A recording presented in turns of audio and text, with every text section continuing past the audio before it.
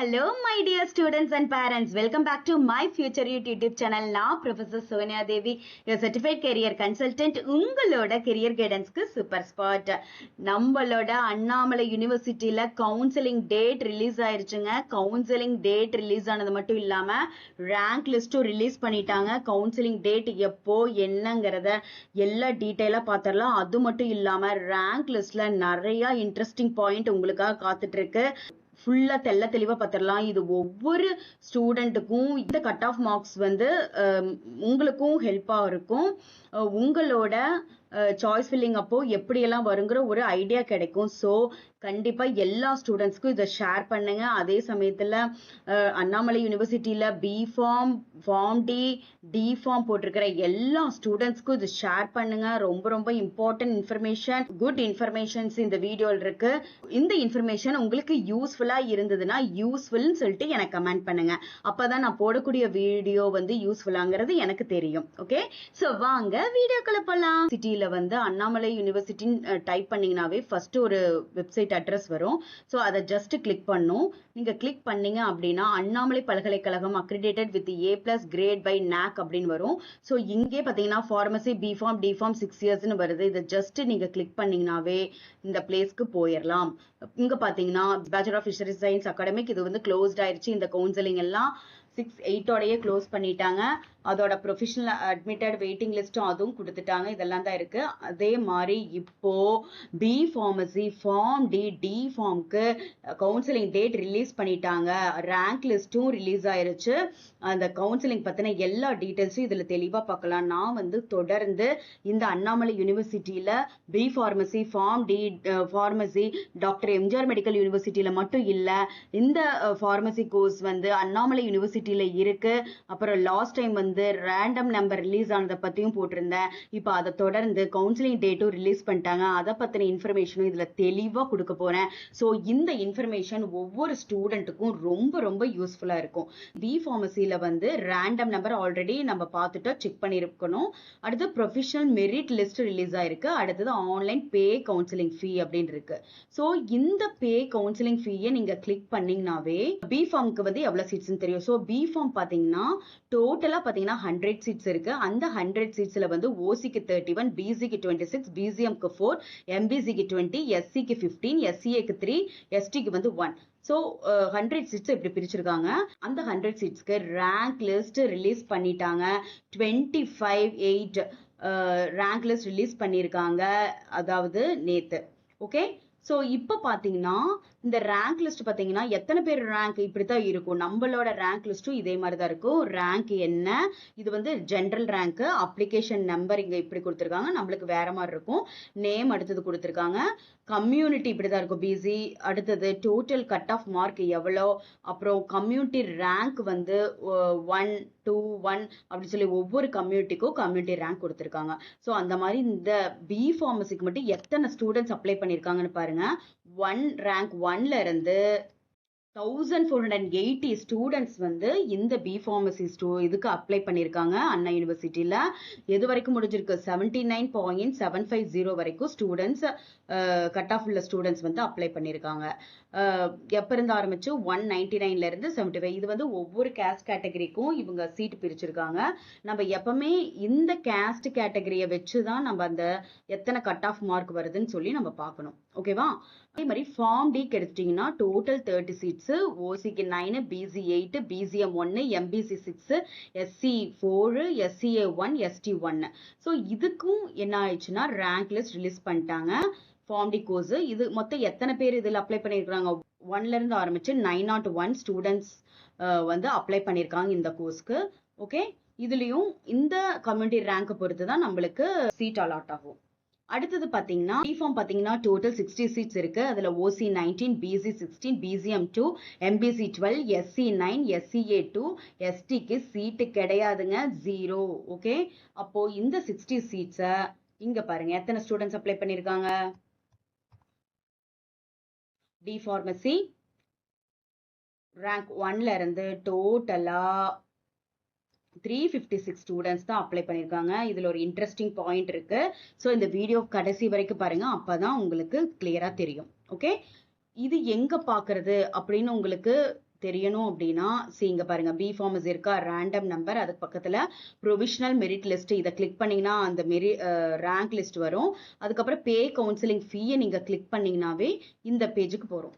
Okay, நான் முதலே காமிச்சேன்ல அந்த பேஜ் தான். இந்த சீட் மேட்ரிக்ஸ் பேஜுக்கு போவோம். ஸோ இங்கே சொல்லியிருக்காங்க பாருங்க, last day for payment for online counselling is 31. So 31 வரைக்கும் தான் டைம் இருக்கு. 31 5 PM டைம் முடிஞ்சது. ஸோ டியர் ஸ்டூடெண்ட்ஸ், யாரெல்லாம் அண்ணாமலை யூனிவர்சிட்டியில் அப்ளை பண்ணிக்கிறீங்களோ உடனே போய் இந்த அப்ளிகேஷன் நம்பர் என்டர் பண்ணிட்டு டேட் ஆஃப் பர்த் என்டர் பண்ணிட்டு சப்மிட் கொடுத்தீங்கன்னாவே நீங்க உள்ளுக்குள்ள போயிருவீங்க. அவங்க சொல்ற அந்த ஆன்லைன் கவுன்சிலிங் பேமெண்ட்டை வந்து பே பண்ணிட்டு நீங்க ஜஸ்ட் என்ரோல் ஆனாவே போதும், உங்களுக்கு சீட் அலாட்மெண்ட் வந்துடும்.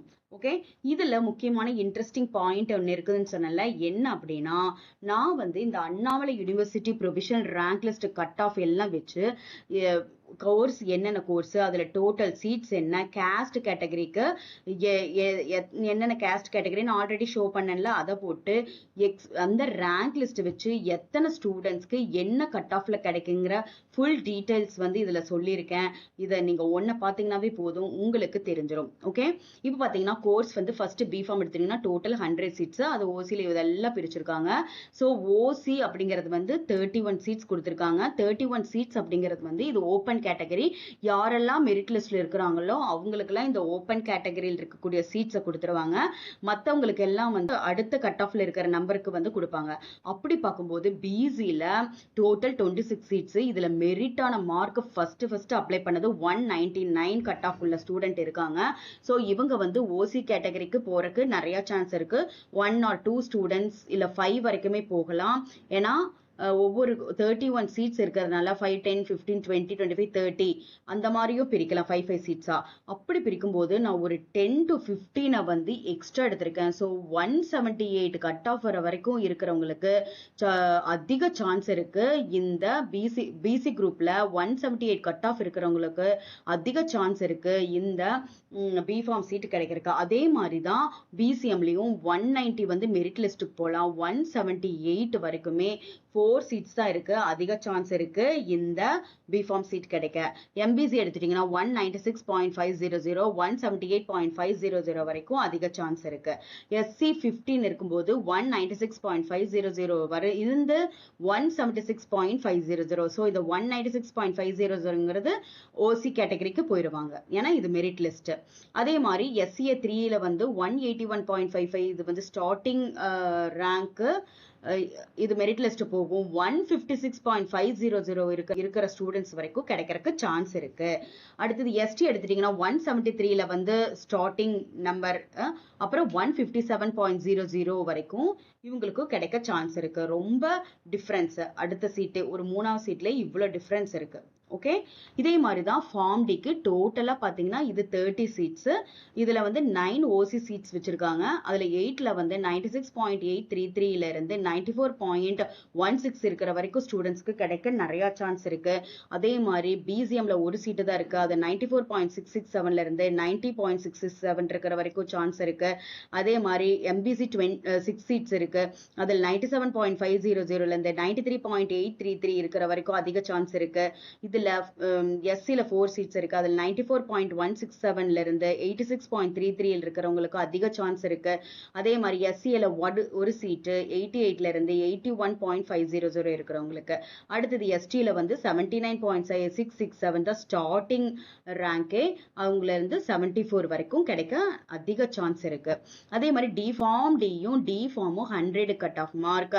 ஆனா இந்த பி ஃபார்ம் மட்டும் 200க்கு கட் ஆஃப் மார்க். இதை நீங்க தெளிவா பார்த்துக்கணும். இப்ப டி ஃபார்ம்னா டோட்டலா 60 சீட்ஸ் இருக்கு. அதுல வந்து 19 ஓபன் கேட்டகரியா இருக்கு. அதுல 16 வந்து 89 ஸ்டார்டிங் ரேங்க் லிஸ்ட், அதுல இருந்து 76 வரைக்கும். அடுத்தது 89ல இருந்து 82 வரைக்கும், 92.667ல இருந்து 78 வரைக்கும், 88ல இருந்து 78 வரைக்கும் இருக்கு எஸ்சிக்கு. அதே மாதிரி எஸ்சிஏக்கு வந்து 82.833 to 65.66 வரைக்கும் கிடைக்குது.